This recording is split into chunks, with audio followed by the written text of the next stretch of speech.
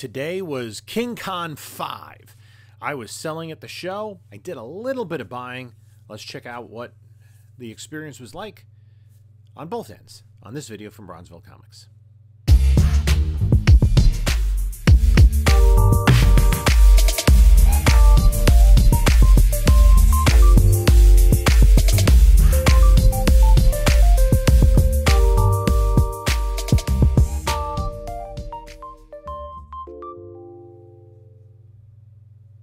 Hey there, panelologists. This is Jim from Bronzeville Comics coming to you with another video. And before we get started, please like, comment, subscribe, do all that great stuff.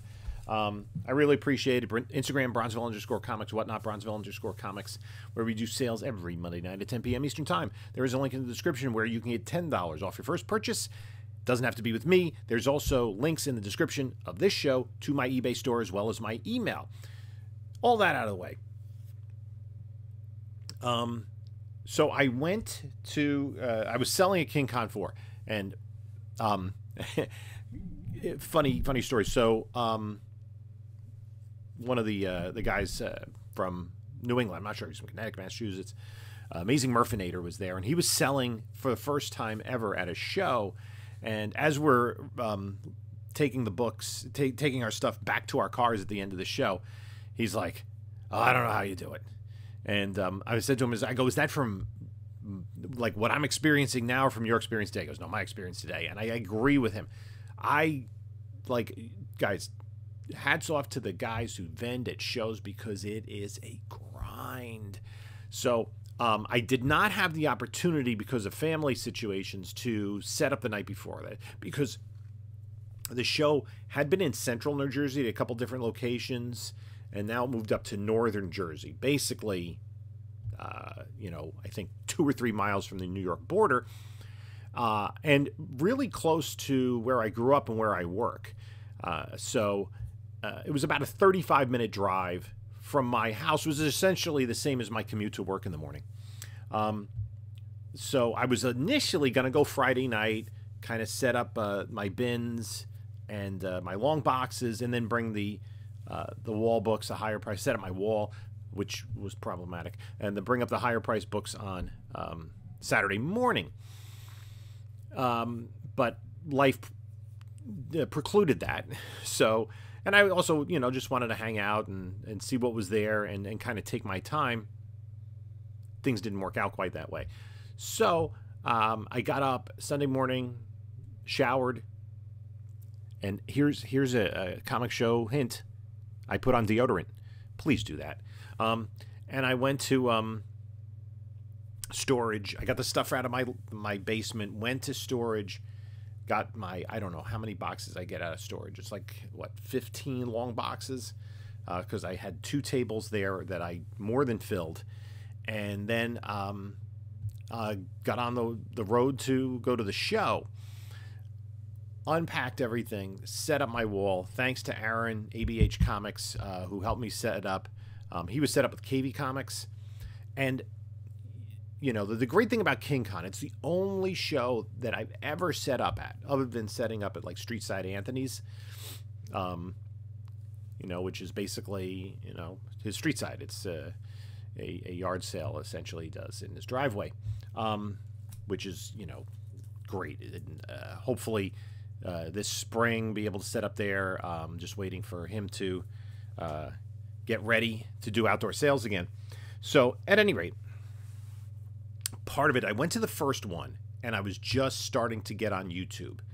And then when the second one came around, I had bought a couple of collections and I wanted a way to sell the books from the collections after I processed them.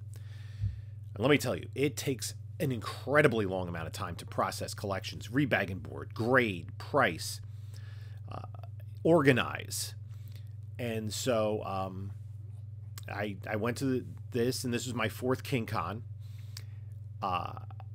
What I probably should do is cut back maybe like half my number of boxes, just so I have less to carry and have more quality than quantity. Basically, my bins, back issues, and it's a lot of bronze, some silver, more Marvel than anything else, just based on those collections I had gotten back in the day that I've added to, but have been picked through more. And it's great for the guys that come up with the little notebooks and the index cards and the reading glasses to see which particular issues they need. And I was still selling today. I had some high-grade issues of Bronze Age stuff. So I set up and took a walk around. Buddy of mine came to help me out. But I went around. And one of the things I noticed was you look at the walls and what's on the walls. And I'm seeing, and there's no mystery in this, Dave Stevens all over the place. I had a Airboy 5, his Valkyrie cover that I pulled out. Did not sell it, but there were a lot of those. A lot of Dave Stevens. And in case you're unaware, Amazon Prime, or Prime Video, I guess is how they brand themselves, have a documentary. Dave Stevens, what's the subtitle? Drawn to Perfection. And it goes over his life. Now, unfortunately, Dave Stevens passed away young, blood cancer.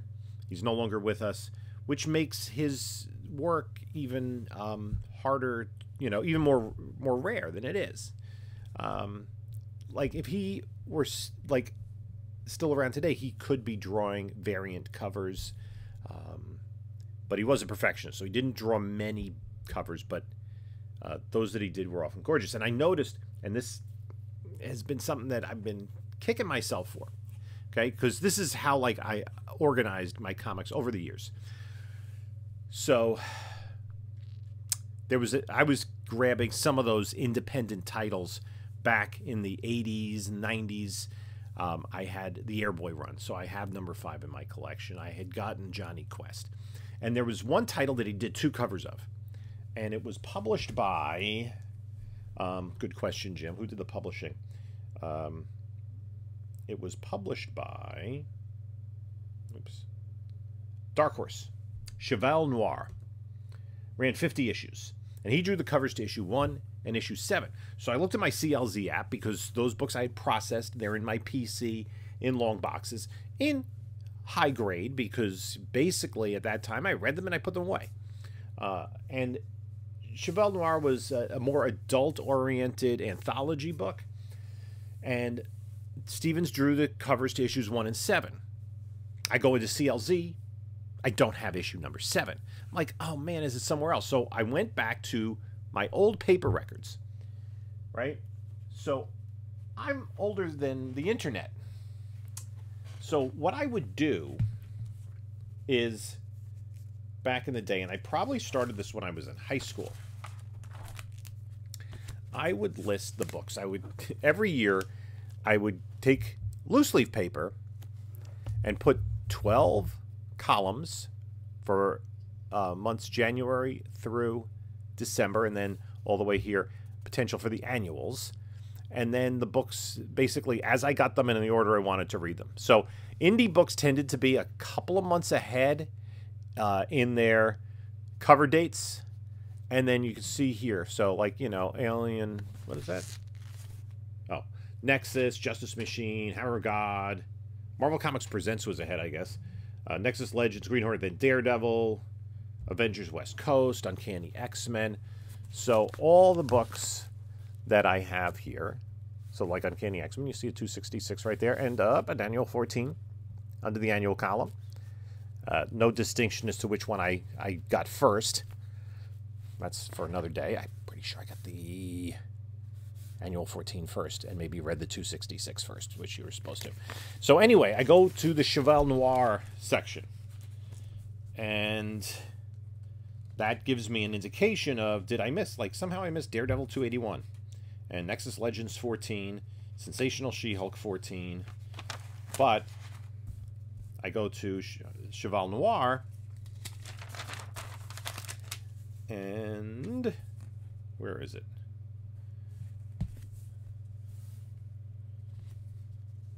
There we are.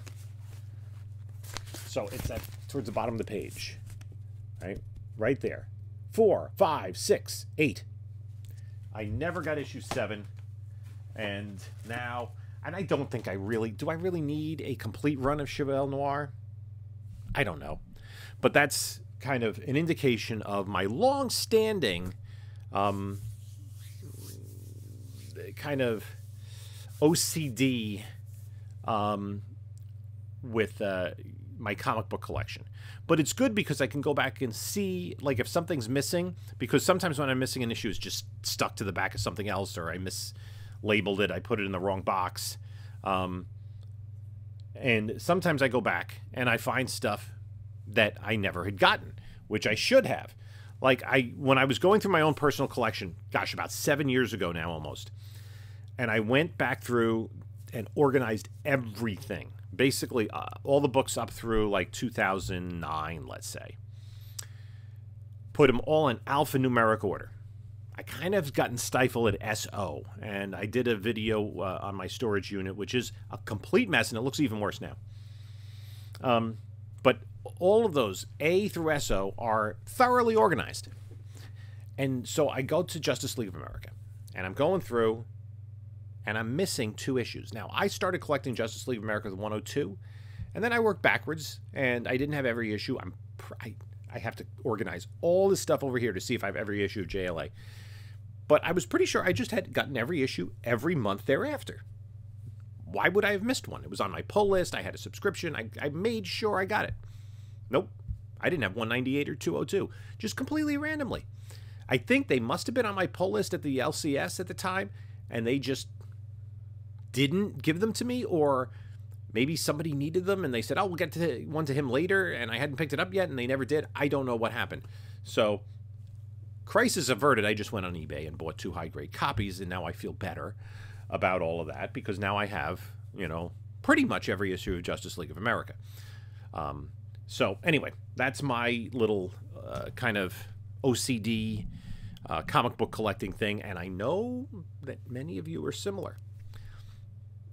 We all have different ways and spreadsheets and notebooks and all that sort of stuff to check off to see what we need. And, you know, when you go to shows, that is appreciated. I like the CLZ app. I did a video on it at one point. I probably should follow it up.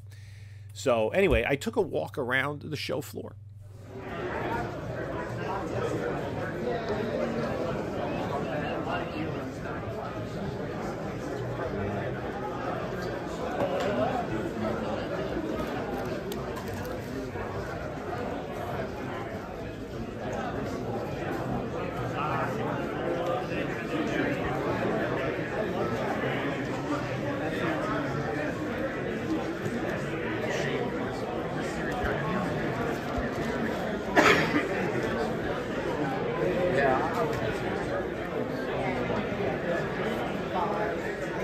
It's not alphabetical, but there's a lot of Spidey.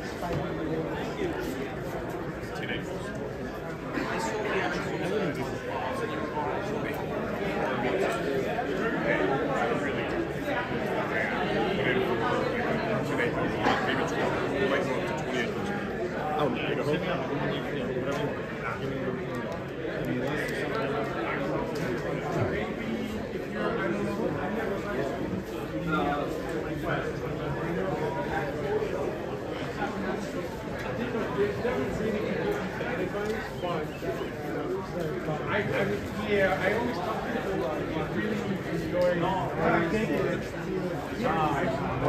Oh, really? Yo, 2 years in a row. I was gonna say you missed last year. 2 years in a row. That Thursday. He walked in, he wanted it. Waited on it. I'll take that move back. You're like, oh, I wanted to buy it.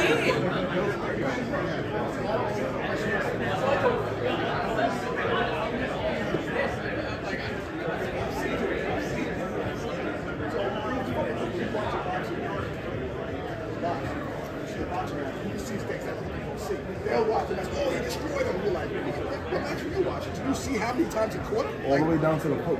Yeah. My whole place.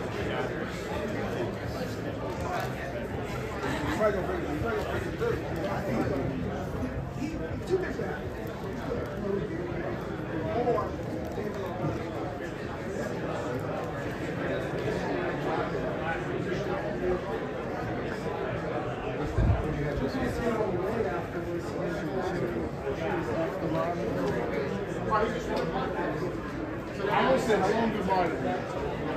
These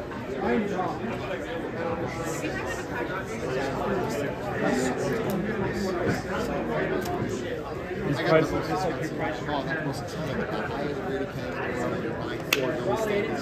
I know this guy. What's up, brother? How's it going? King Kong, baby, 5. Bronzeville's the best.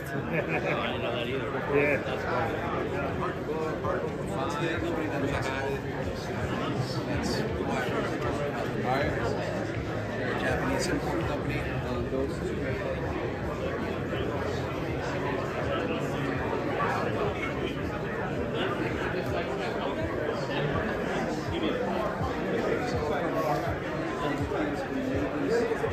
There you go, Nukem Comics.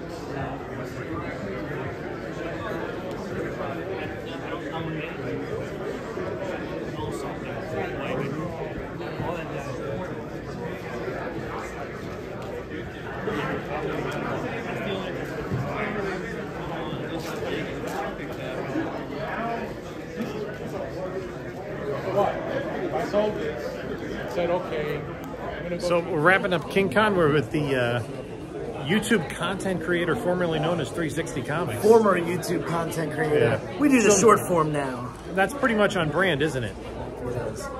So, good day? Great day. Awesome, awesome. Did you pick up much or?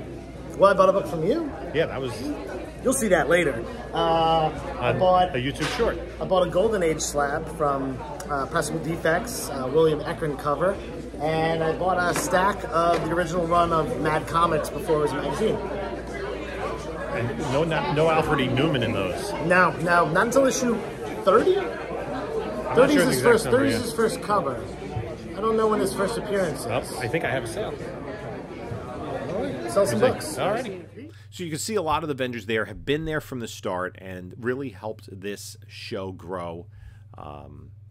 And people who promoted it on YouTube and Instagram and so on and so forth. And it's really brought together a lot of people from throughout kind of the Northeast, the tri-state area and beyond, but a lot of people from New York, Connecticut, New Jersey, Pennsylvania, and yeah, there were several Pennsylvanians at the show. Now that it's moved up to North Jersey, it's a little more difficult. And there were folks from into New England as well, not just attending, but also selling. So it was a great time. Now, one of the things was Very Gary, Erod, the Pressable Defects, they were doing eBay Live. And they had this kind of amazing piece available. It was a Joe Jusko painting of an homage. It was his rendition of, after Buscema, Silver Surfer 4. And it kind of caught everybody's attention. Well, not too far, not too far. Oh, I thought we were just going to panel. Yeah, that's right. That's good. That's a nice detail. So you can see that they were selling on eBay Live, and when it came time for the auction to come, people were gathering around just to see what it would go for. And it was pretty cool to get a look at that in person. It wasn't something that I necessarily would have interest in or room for, but it's one of those things it was kind of a unique piece. I hadn't seen something like that before, but almost like, man, if they did something that was like a favorite cover of mine, would I have to get it? Good question. Is something like that. It went for $500 some odd. I think when artists do commissions, it's probably in the $1,000 range or more for something like that, but it is a really cool piece. I've got to admit. So, you know, if you want some fine art on your above the couch in your living room, you know, you could get a recreation of Silver Surfer 4. Then you know, have to explain to your wife why you're hanging that in the living room. So anyway, I did some digging. I was looking mostly at walls, looked at some books, but nothing really stood out to me. And, you know, when I go to King Con, it's difficult because I'm more of a selling mood than a buying mood, so that I can have money in my pocket to go at the next show. So Aaron, who helped me set up, had gotten some books for me. He had gotten some Legion of Superheroes books. These are all Mark Jewelers inserts, so that's really cool to add to the PC. I have these books. I think I'm pretty I think I have all the ones that have the Legion of Superheroes and the trade dress Superboy and the Legion of Superheroes. So first Reflecto and some others. Now, I do question, like, Tyrock, why that costume? I mean, it's the future, right? But if you're wearing white pixie boots and gloves and, like, booty shorts and a high collar, that just is a weird combination. And I don't think anybody was done dirtier by Dave Cockrum. I believe it was Cockrum, not Grello, who designed these costumes. Then Cosmic Boy. What is he wearing? Like, why is, like, all of his... That's got to get... You got to be cold.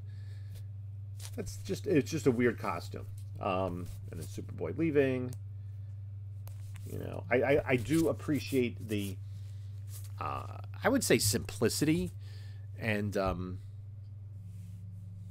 innocence of the original costumes of the Legion of Superheroes. They're very functional, very standard superhero stuff.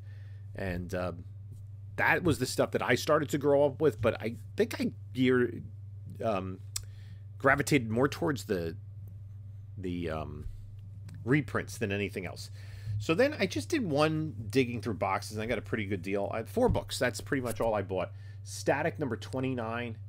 At some point, I think prior to this, I stopped collecting Static. I was kind of cutting back on stuff. And I have gotten some of the last issues, which are really hard to come by. This book, I think, is undervalued in its importance. Web Spider-Man, number 36. It's the first appearance of Tombstone. It does suffer from not having Tombstone on the cover. So, Freak Out. Is that his name? Freak Out? So, yeah, I think this is a good book, and, you know, we're kind of getting away from it, but I think it's a good spec book because that's a character I think would be used. Now, I wasn't familiar with this next book, but it's really interesting. It does have some defects on it. I'm going to press it to see how high I can get it. It's not a 9.9. Let's just put that, you know, out of the way right up front. It is definitely not a 9.9. A 9.8. It's not a 9.9. See, like, now that's where my head is, that we're doing 9.9s. But this is, I mean, if you can find this book in a 9.9, there are some of these from this run, and I'm delaying. I'm actually looking up the value of the book. In a 9.8, not a 9.9. Stop it, Jim. Stop.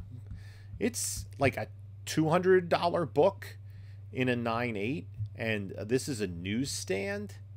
They don't really have it delineated on Go Collect. There probably haven't been many sales.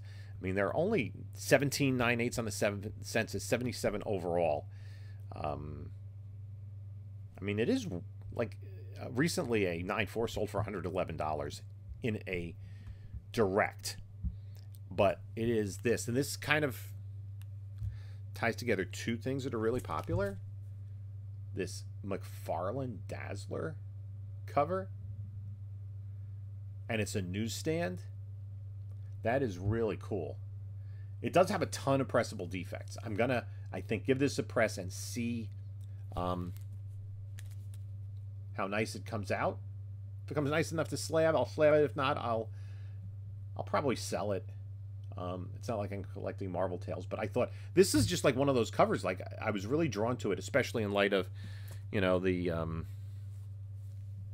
excitement surrounding the Deadpool Wolverine film and Dazzler, Taylor Swift being in it. That's kind of died down in the last couple of months. And the last book I picked up is this. This is Green Lantern 116. This is a very sharp copy. I'm not sure if the bottom corner will allow it to get to a 9.8, but it is very high grade. I'm going to press this because this is about $150 or so book in a 9.8. And this does have significance because this is the first... I'm going to say in continuity appearance of Guy Gardner as a Green Lantern. Now, we all know that Guy Gardner's first appearance is in, and he's a Green Lantern on the cover, is in Green Lantern 59. But that is essentially akin to saying Jane Foster's first appearance as Thor is in What If 10. The Green Lantern 59 is not, it's like an imaginary tale. But then again, aren't they all? It's like basically one of the Guardians comes down and talks to Hal Jordan about what would happen if the ring had not found him, right? If Abensur crashed somewhere else, basically on the East Coast instead of the West Coast, I believe. And it turned out that Guy Gardner was the selection. And then at the end of the story, Guy Gardner dies as Green Lantern, and then the ring goes to Hal. But then they're like, well, no, that was just like on some sort of magic Guardians what if kind of techno viewer. It isn't what actually happened. So Guy Gardner never truly was Green Lantern in Green Lantern 59. It was just kind of an imaginary story, a what if. So then in 87, the first appearance of John Stewart, Guy Gardner's laid up, and he is not a Green Lantern in that issue. He's just a guy that could have been Green Lantern or was the backup Green Lantern, because now they changed the continuity because it was the 70s. They didn't really keep all that up to date in continuity, especially on the DC side. Don't get me started on Earth 2 characters in Brave and the Bold. But this, so it isn't until this issue we see Guy Gardner as a Green Lantern. Not a huge key. I do like the color. For some reason I like the brown in the color scheme. So that was the last pickup. So a very brief pickup. You know, I was more focused on selling than buying. It's kind of interesting to be in it from that angle. You're kind of like on the inside, but it is a long day. I mean, basically, because I was still prepping last night to get stuff graded, priced, and get my slabs organized, and then I went to I got up early. By the time I came home, I sat on the couch and just fell asleep. And my wife's talking about like getting dinner ready and stuff, and I'm like, oh, okay, what? I was just completely drained. But that's part of the grind. That's part of selling comic books. And I think I prefer just sitting at home in front of my computer. I don't know how folks who do this part-time do this like almost on the weekly. God bless them. So at any rate, I guess they have a system. I'd like to thank you all for stopping by. Let me know what you think. If any of you were at King Con, I know a bunch of people came up and said hello. I really appreciate it. Just a bunch of members from the community. The guy, John, was helping me set up my wall, because my wall, after Aaron and I set it up, in previous King Cons, I had been against a wall, and now I was in the middle. So the wall, I had it lean back, and everything was fine. There was nothing to lean it back on, so it was kind of like I jury-rigged, made my own one, and its functionality is so-so. Yeah, there were a lot of great people there. Pop Comics got out of the city, was there. He, I'm sure, did a video on it, and all the usual suspects. I was right across from 360 Comics, so. And I got to catch up with a friend of mine. He brought his granddaughter, so we had a good time. And I can't wait to the next one. Hopefully, the next one I can set up the night before, and we'll see about the location. I love the location because it's really close to where I am. So, at any rate, thank you all for stopping by. I really appreciate everybody that views these videos. In the meantime, take a look at a couple of my other videos here. And this is Jim saying until next time, enjoy your comics.